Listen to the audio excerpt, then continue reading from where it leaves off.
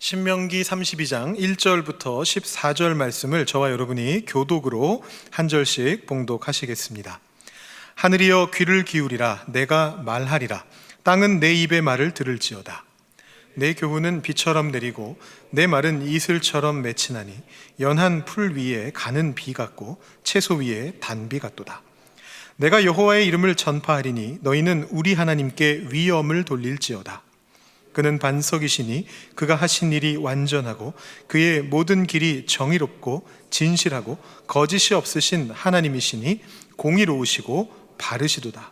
그들이 여호와를 향하여 악을 행하니 하나님의 자녀가 아니요 흠이 있고 삐뚤어진 세대로다. 어리석고 지혜 없는 백성아, 여호와께 이같이 보답하느냐? 그는 네 아버지시요 너를 지으신 이가 아니시냐? 그가 너를 만드시고 너를 세우셨도다. 옛날을 기억하라. 역대의 연대를 생각하라. 내 아버지에게 물으라. 그가 내게 설명할 것이요 내 어른들에게 물으라. 그들이 내게 말하리로다.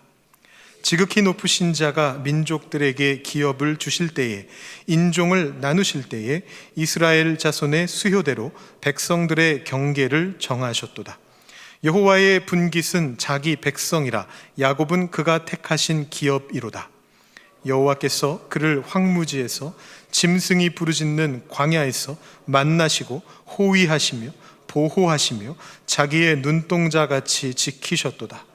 마치 독수리가 자기의 보금자리를 어지럽게 하며 자기의 새끼 위에 너풀거리며 그의 날개를 펴서 새끼를 받으며 그의 날개 위에 그것을 엎는 것 같이 여호와께서 홀로 그를 인도하셨고 그와 함께한 다른 신이 없었도다. 여호와께서 그가 땅의 높은 곳을 타고 다니게 하시며 밭의 소산을 먹게 하시며 반석에서 꿀을, 굳은 반석에서 기름을 빨게 하시며 소의 엉긴 젖과 양의 젖과 어린 양의 기름과 바산에서 난 수량과 염소와 지극히 아름다운 밀을 먹이시며 또 포도즙의 붉은 술을 마시게 하셨도다. 아멘. 어떤 사람이 삶의 의미를 찾기 위해서 여러 곳을 다니면서 삶이 도대체 무엇인가 그것을 알아내기 위해서 노력하고 있었다고 합니다.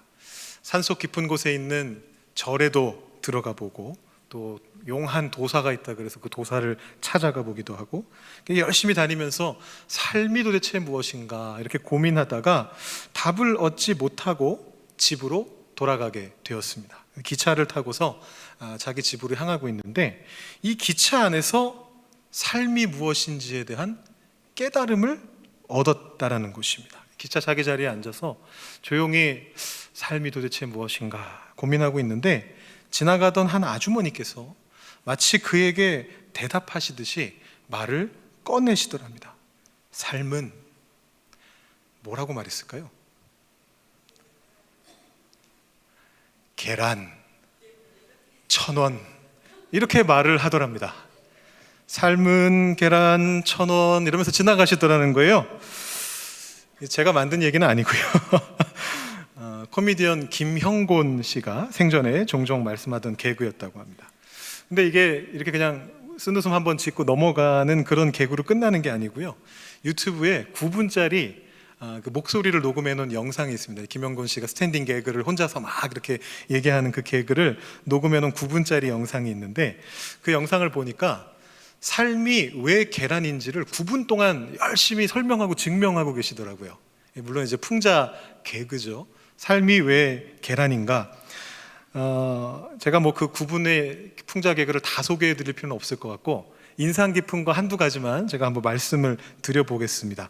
왜 삶은 계란이냐? 다른 모든 물질들은 열받으면 풀어진다고 합니다. 열을 이렇게 가하면 좀 부드러워지고 풀어지는 것이 보통의 물질들이라고 합니다. 그런데 계란은 열을 받으면 굳는다는 거예요. 근데 사람도 그렇다는 것입니다. 사람은 열 받으면 표정이 굳는다는 겁니다. 그래서 삶은 계란이다. 이런 얘기를 하고요. 또 한 가지 하나만 더 말씀드리면 여러분 냉장고에 그 오래된 달걀이 있을 때 이 달걀이 상했는가 상하지 않았는가를 확인하는 방법이 있는 거 알고 계십니까? 주부 구단 분들께서는 아마 다 알고 계실 것 같은데 소금물에 담가 보면 된다 그러더라고요. 뭐 10%인가 이렇게 소금을 타가지고 거기에다가 이렇게 딱 담가 보면 계란이 가라앉으면 그 계란은 싱싱한 계란이고 먹을 수 있는 계란이고, 그 계란이 위로 둥둥 뜨면 그거는 상에서 먹으면 안 되는 계란이라고 그렇게 얘기합니다. 그런데 인간의 삶도 그렇다라는 겁니다. 좀 성실하고 어떤 그런 사람들은 어떤 일이 확 터졌을 때 조용히 내려가서 자기 일을 성실하게 수행한다는 겁니다. 그런데 소수의 상한 사람들은, 여기서 김용곤 씨는 비속어를 사용하셨는데 저는 목사니까 비속어는 쓰지 않고 그냥 사람이라고 하겠습니다. 소수의 상한 사람들은 뭔 일이 나면 위로 이렇게 둥둥둥 떠오른다는 겁니다. 둥둥 떠올라가지고 막 문제가 있는 것처럼 막 여러 가지 말들을 하면서 그 일들을 더 벌이게 되는 그런 일들이 생긴다는 겁니다. 그래서 이렇게 뭐 신문이나 방송이나 이런 것들을 보다 보면은 세상에 온통 나쁜 놈들 천지고 이러다가 금방 우리나라 망하겠다 그런 생각이 드는데도 나라가 망하지 않는 이유는, 그렇게 상한 분들은 몇 분 안 계시고 이렇게 신문에는 많이 나오지만 사실은 성실하게 자기 일들을 묵묵히 감당하는 사람이 있기 때문이다. 뭐 이런 얘기를 이렇게 하셨습니다. 뭐 풍자적인 개그일 뿐입니다. 자, 여러분들 어떠십니까? 들어보시니까 그럴싸한가요? 삶은 계란이 맞나요? 네.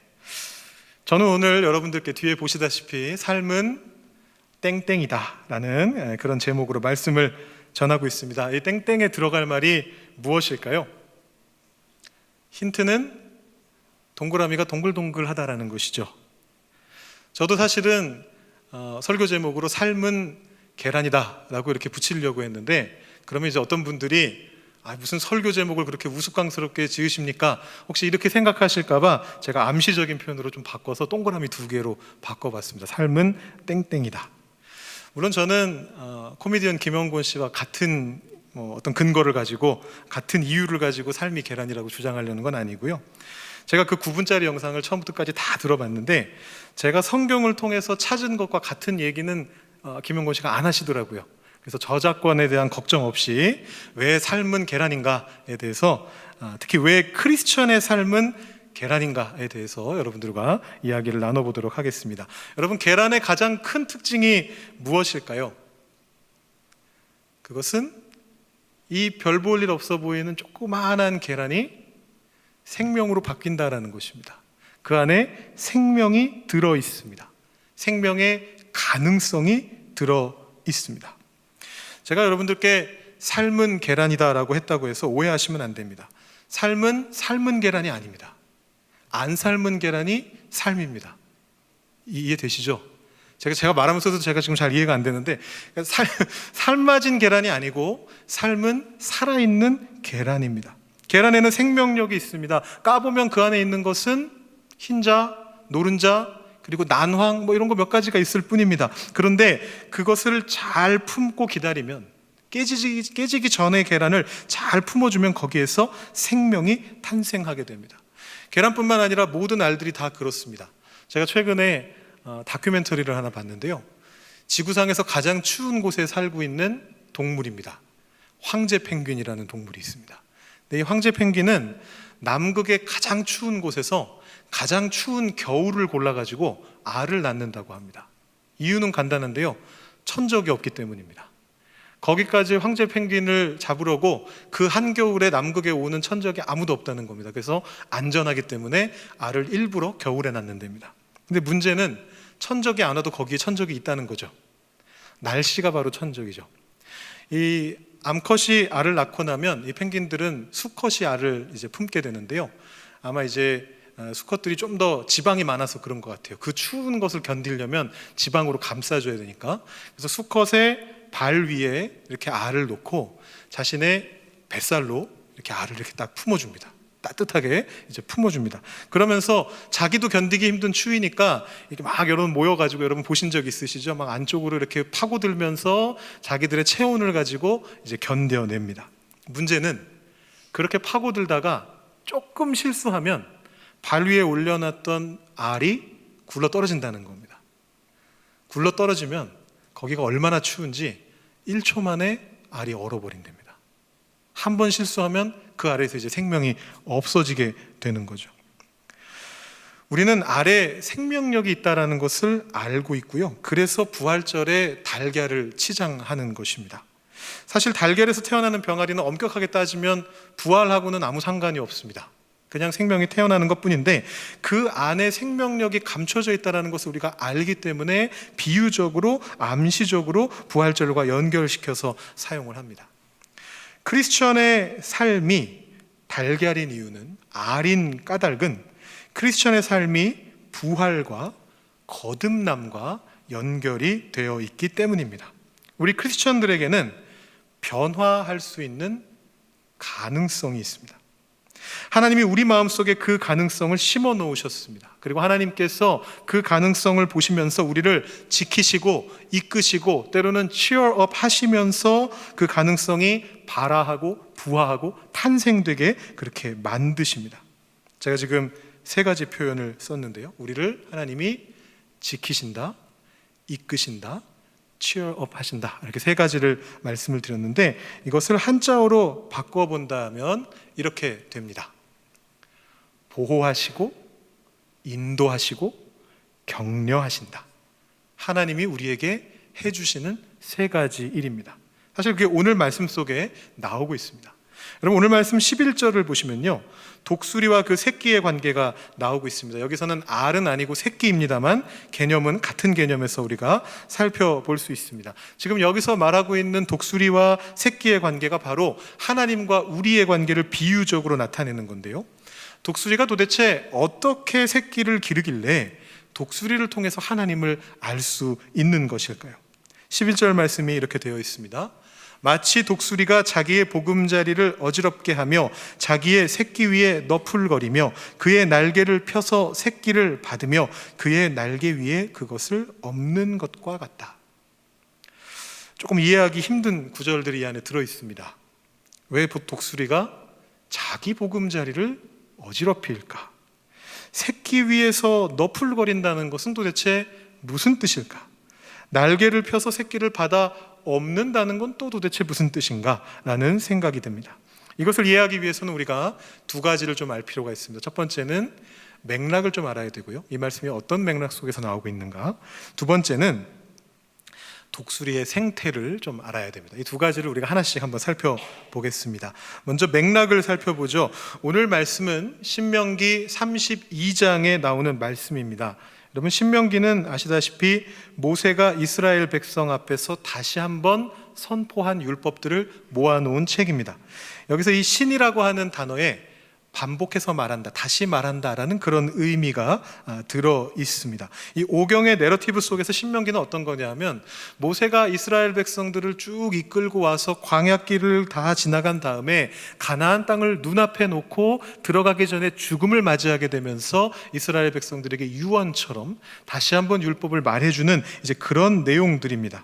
그렇기 때문에 이 신명기의 내용이 출애굽기에서 민수기에 나오는 내용하고 비슷합니다. 유사합니다. 이 신명기가 34장까지 있기 때문에 신명기 32장은 사실 거의 끝부분이거든요. 31장까지 모세가 자신의 죽음을 앞두고서 율법을 열심히 재진술했습니다. 이런 율법이 있다, 이런 율법 내가 얘기했던 거 기억나지, 과거에 이런 사건이 있었던 거 기억나지, 열심히 얘기를 해줬습니다. 그런데 이 31장이나 되는 말씀을 보면서 사람들이 기억하지 못할까 봐 마지막에 노래를 한번 불러줍니다. 그 노래가 바로 오늘 우리가 읽었던 32장 말씀입니다. 여러분, 이 내러티브를 인식하신 채로 오늘 말씀을 다시 한번 보시죠. 모든 율법을 다시 다 들려줬습니다. 이스라엘 백성들에게 어떻게 사는 것이 하나님을 따라 사는 삶인가 다 알려줬습니다. 그리고 나서 이제 이 노래를 통해서 하나님을 잘 섬겨야 된다는 걸 다시 한번 권면하는 겁니다. 1절을 보시면요, 하늘과 땅을 모세가 소환합니다. 그래서 증인으로 삼습니다. 하나님이 어떤 분이신가 이제부터 말할 건데 내 말을 들어라 라고 이야기를 합니다. 모세가 얘기하는 하나님은 이런 분이십니다. 하나님은 반석이시다. 그의 일이 완전하다. 그의 길이 정의롭고 진실하고 거짓이 없고 공의롭고 바르시다. 그러므로 하나님께 영광을 돌려라, 위엄을 돌려라, 이렇게 노래하고 있습니다. 그런데 문제는 하나님은 이렇게 완전하신 분이신데 하나님은 이렇게 진실하신 분이신데 우리 인간은 연약하다라는 것입니다. 5절 6절 말씀을 보면 이렇게 되어 있습니다. 그들이 여호와를 향하여 악을 행하니 하나님의 자녀가 아니요 흠이 있고 삐뚤어진 세대로다. 어리석고 지혜 없는 백성아, 여호와께 이같이 보답하느냐? 그는 내 아버지시요 너를 지으신 이가 아니시냐? 그가 너를 만드시고 너를 세우셨도다. 삐뚤어진 세대라는 표현이 나옵니다. 이런 표현은 왠지 그 기성세대가 이렇게 막 젊은 세대들 막 나가는 세대들을 보면서 할 것 같은 말인데, 성경에 이런 표현이 나오고 있습니다. 삐뚤어진 세대다. 이 모세가 살아있던 시점을 기준으로 말한다면 광야의 세대들을 말하는 거라고 생각할 수 있고, 근데 이 모세의 노래가 바라보고 있는 시점은 사실은 미래거든요. 앞으로 너희가 이런 죄를 저지르고 하나님으로부터 멀어지게 될 것인데 라면서 그 미래를 얘기하는데, 그 미래의 시점을 기준으로 본다면 이 신명기 말씀이 다시 발견되었던, 재발견되었던 히스기야 시대, 요시야 시대 사람들을 생각해 볼 수가 있습니다. 멸망으로 향해 나아가고 있는 남유다 왕국의 백성들을 향한 말씀이다, 그렇게 이해할 수 있습니다.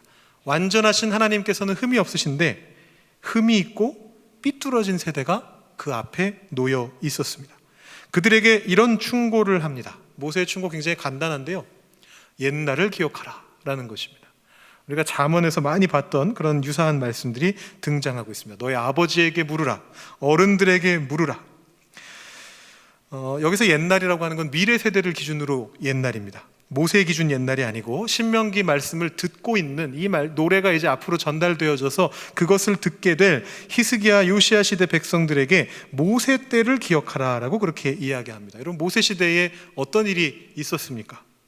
하나님께서 이스라엘 백성을 이집트에서부터, 애굽으로부터 끌어내셔서 출애굽시키셔서 시내산에서 만나주시고 광야의 길을 걷게 하신 다음에 마침내는, 조금 여기 상황에서는 미래지만, 여호수아의 인도를 받아 가나안 땅으로 들어가게 하셨습니다. 그때가 바로 이 말씀 속에 나오는 때입니다. 하나님께서 가나안 땅을 이스라엘 사람들에게 분깃으로 주셨다라는 말씀이 나오고요, 동시에 그 백성을 하나님 당신의 기업으로, 분깃으로 삼으셨다라고 그렇게 이야기하고 있습니다. 여기에서 지금 이스라엘 백성과 하나님의 관계가 아주 분명해지죠. 하나님은 이스라엘을 택하셨고 이스라엘은 하나님의 분깃이 되었습니다. 자, 이런 맥락 속에서 이제 11절에 독수리 비유가 나타나고 있는 것입니다. 하나님은 완전하시지만 인간은 연약하고, 하나님께서는 이스라엘 백성을 택하셔서 그 이스라엘 백성을 하나님의 분깃으로 만드셨다. 이 맥락 속에서 우리가 오늘 10절부터의 말씀을 한번 살펴보겠습니다. 10절 말씀을 보시면 이렇게 되어 있습니다. 여호와께서 그를 황무지에서 짐승이 부르짖는 광야에서 만나시고 호위하시며 보호하시며 자기의 눈동자같이 지키셨도다. 자, 독수리 비유를 하기 바로 앞에 이런 이야기를 하십니다. 하나님께서 이스라엘 백성들을 광야에서 호위하시고 보호하신 분으로 나타나고 있습니다. 그리고 비유적인 표현으로 눈동자같이 지키셨다라는 표현이 나옵니다. 여러분, 기도하실 때 종종 사용하시죠? 하나님 눈동자같이 지켜주시옵소서, 이런 표현 많이 쓰는데 오늘 말씀에 바로 그 표현이 등장하고 있습니다. 여러분, 눈동자를 어떻게 지키십니까? 눈동자를 상해 보신 적이 있으신가요? 흔치 않은 일이죠. 여러분, 혹시 어린 시절에 이렇게 장난치시던 때에 다른 사람 눈에다가 이렇게 손가락으로 콱 이렇게 찌르는 장난 해보신 분들 계신가요? 앞에서 딱 멈춰도 반사적으로 눈을 감게 됩니다. 왜냐하면 이 눈꺼풀이 눈동자를 보호하게 되어 있습니다. 요리할 때도 마찬가지인데요, 우리가 요리할 때 끓는 기름 같은 게 이렇게 튀어가지고 막 몸에 이렇게 될 때가 있지 않습니까? 여러분, 혹시 눈동자 되어 보신 분 계세요? 드물게 계실 수도 있겠지만 거의 모든 경우에 날라온다 싶으면 눈꺼풀이 탁 덮여가지고 눈동자를 보호합니다. 그래서 여기는 되어도 눈동자는 잘 되지 않습니다. 자, 하나님께서 이스라엘 백성을 그렇게 지키셨다는 겁니다. 눈동자와 같이 지키셨다. 반사적으로 지키는 것처럼 그렇게 완벽하게 지켜내셨다라고 그렇게 선언되고 있습니다. 우리가 이것을 보호의 개념으로 생각해 볼 수 있겠습니다. 어려운 일이 닥쳐올 때, 견디기 힘들 때, 지쳐서 쓰러질 때 하나님께서 우리를 보호해 주십니다. 호위해 주십니다. 눈동자와 같이 지켜 주십니다.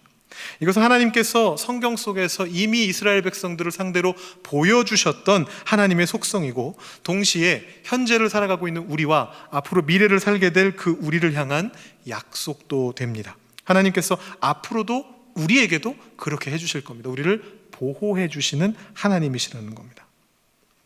자, 11절 독수리 비유를 잠깐 건너뛰고서요 12절로 한번 넘어가 보겠습니다. 12절에서 여호와 하나님은 홀로 이스라엘 백성을 인도하신 분으로 등장합니다. 그러면서 13, 14절에서 하나님이 이스라엘을 어떻게 이끄셨는지가 묘사되고 있습니다. 사슴이나 사냥이 산 높은 곳의 절벽 바위를 이렇게 뛰어다닐 수 있는 것처럼 우리 하나님께서 이스라엘 백성들을 높은 곳으로 다니게 하셨습니다. 아마 여기에는 이스라엘 백성들이 실제로 가나안 땅으로 들어가서 주로 높은 산지를 중심으로 정착했던 그 현실이 반영되어 있는 것 같습니다. 그리고 거기에서 반석에서 꿀을 얻게 되고 굳은 반석에서 기름을 얻게 된다, 이런 표현이 나오는데요, 이것도 바로 이스라엘 백성들이 들어가게 되는 가나안 땅에 대한 아주 정확하고 적확한 그런 묘사입니다. 여러분, 이 가나안 땅에 젖과 꿀이 흐른다라는 건 얘기를 많이 들어보셨는데요, 이 꿀이 이제 야생 꿀을 말합니다. 요즘처럼 뭐 벌통을 놓고 이렇게 하는 것이 아니고요, 그 야생 꿀이 주로 어디에서 발견되느냐 하면 산속에 있는 바위 동굴 속에서 많이 발견이 됐습니다. 그러니까 가나안 땅이 꿀이 흐르는 땅이라는 게 무슨 얘기냐면, 가나안 땅에 들어가서 산속의 동굴로 가보면 거기에 벌들이 많이 있고 꿀들을 쉽게 얻을 수 있다, 이제 그런 뜻이죠. 또 한 가지는 반석에서, 굳은 반석에서 기름을 빨게 하신다, 이렇게 되어 있는데, 이 가나안 땅의 핵심 자원 중에 하나인 올리브유는 감람나무에서 이렇게 채취를 하는데요, 근데 이 감람나무는 척박한 땅에서도 굉장히 잘 자라는 그런 나무라고 합니다. 말 그대로 굳은 반석 위에서 기름을 빨아내는, 기름을 캐내게 되는 것입니다. 그 아래 나오는 내용들도 다 마찬가지입니다. 하나하나 다 살펴볼 시간은 없습니다만, 그 내용들이 결국은 하나님께서 이스라엘 백성들을 인도하셔서 이끄셔서 기름진 가나안 땅에 들여보내시는 그 장면을 묘사하고 있는 것입니다. 그래서 이 12절 14절에서 나타나고 있는 하나님의 속성은 인도하시는 하나님이다 라고 그렇게 우리가 생각해 볼 수가 있겠습니다. 미래를 향해서, 다음 단계를 향해서, 비전을 향해서 하나님께서 이스라엘 백성을 인도하셨고, 우리도 그렇게 인도하실 것입니다. 자, 이렇게 우리가 신명기의 맥락과 오늘 32장 말씀의 맥락을 통해서 보호하시는 하나님, 그리고 인도하시는 하나님을 만나보았습니다. 근데 아직 해결되지 않은 한 가지가 있습니다. 11절 독수리 비유를 다시 한번 보시겠습니다. 제가 파란색으로 표시해 놓은 뒤에 두 개는 일단 해결이 됐습니다.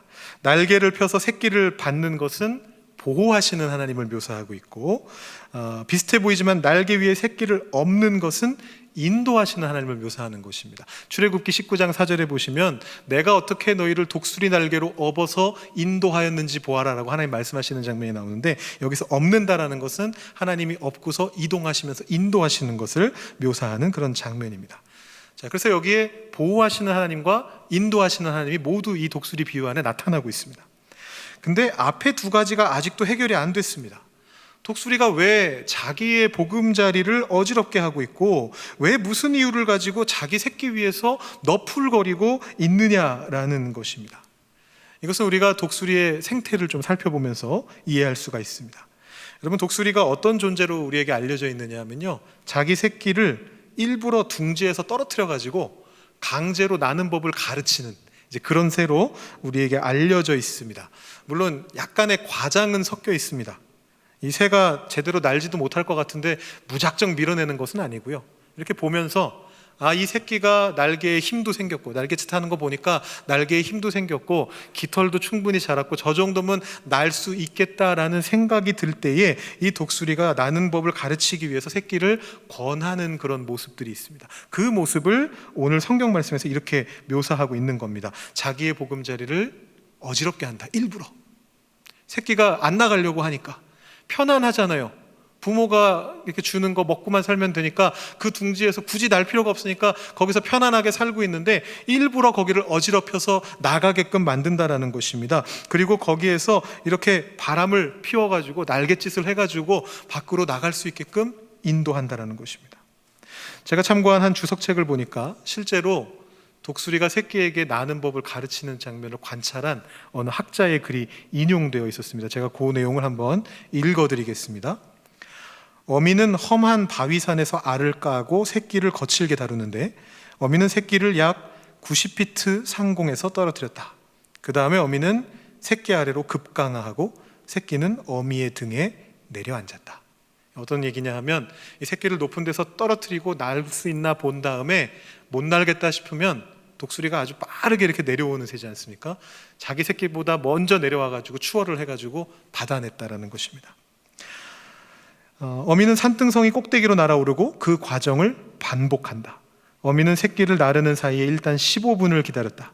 어미가 새끼를 가장 높은 곳에서 떨어뜨리는 그 거리는 150피트 상공이었던 것으로 보였다. 나의 부친과 나는 넋을 잃고 1시간 이상 새끼를 바라보았다. 1시간 동안 독수리가 나는 법을 가르치기 위해서 떨어뜨리고 다시 받고 잠시 기다려서 쉬게 하고 이거를 반복적으로 했다라는 것입니다. 저는 여기에 격려라는 개념을 붙여봤습니다.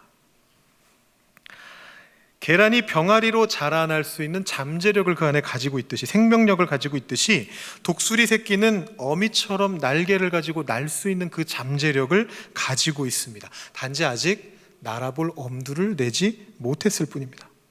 그 새끼를 날게 하기 위해서 독수리는 자기의 보금자리인데도 불구하고 그것을 어지럽히는 것을 마다하지 않습니다. 그리고 새끼 위에서 너풀거립니다. 자신이 날아가는 그 모습을 보고 자극을 받을 수 있도록 또 그 날개에 바람에 밀려서 움직이도록 그렇게 격려하는 것입니다.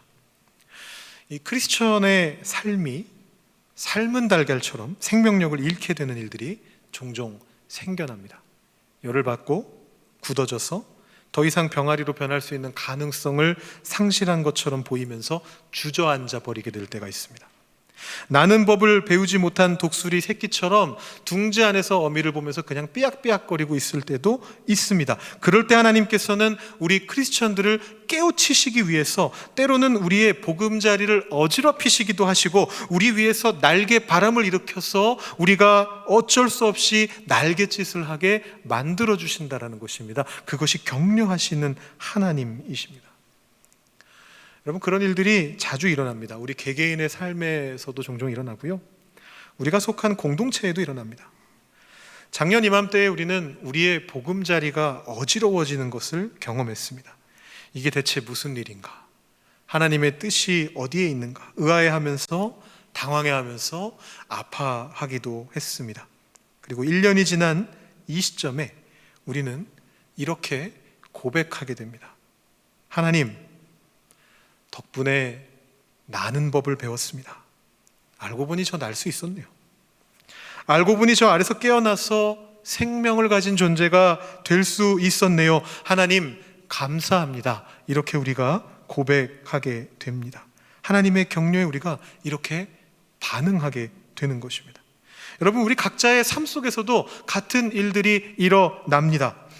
직장에서 잘리게 된다거나, 믿었던 사람에게 사기를 당하게 된다거나, 가족과 그 친밀한 가족과 반목하게 된다거나, 난치병에 걸리게 되거나, 우울해지거나, 슬퍼지거나, 힘을 잃게 되는 일들이 우리의 삶 속에서도 일어날 때가 있습니다. 그런데 그것은 어쩌면 하나님께서 우리를 깨우시기 위해서 날개바람을 일으키고 계신 것일 수도 있다는 것입니다.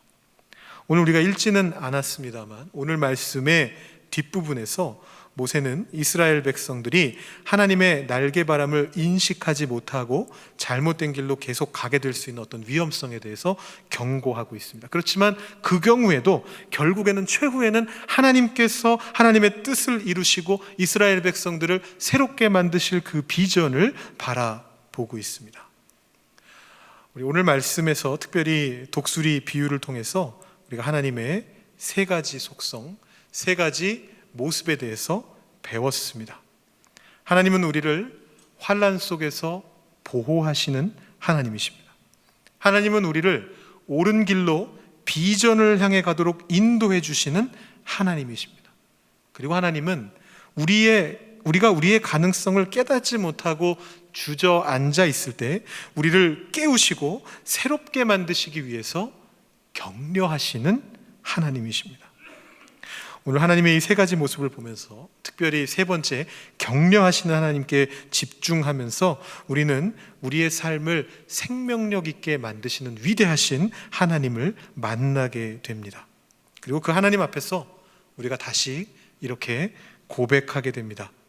예, 우리 삶은 계란이 맞습니다. 삶은 계란입니다. 우리는 하나님의 발치에서 포근하게 보호받으며 때가 되면 그 알을 박차고 나올 것을 격려받으며 마침내는 하나님께서 이끌어 가시는 그 빛난 면류관의 길로 인도받게 될 그런 존재들입니다. 믿으십니까?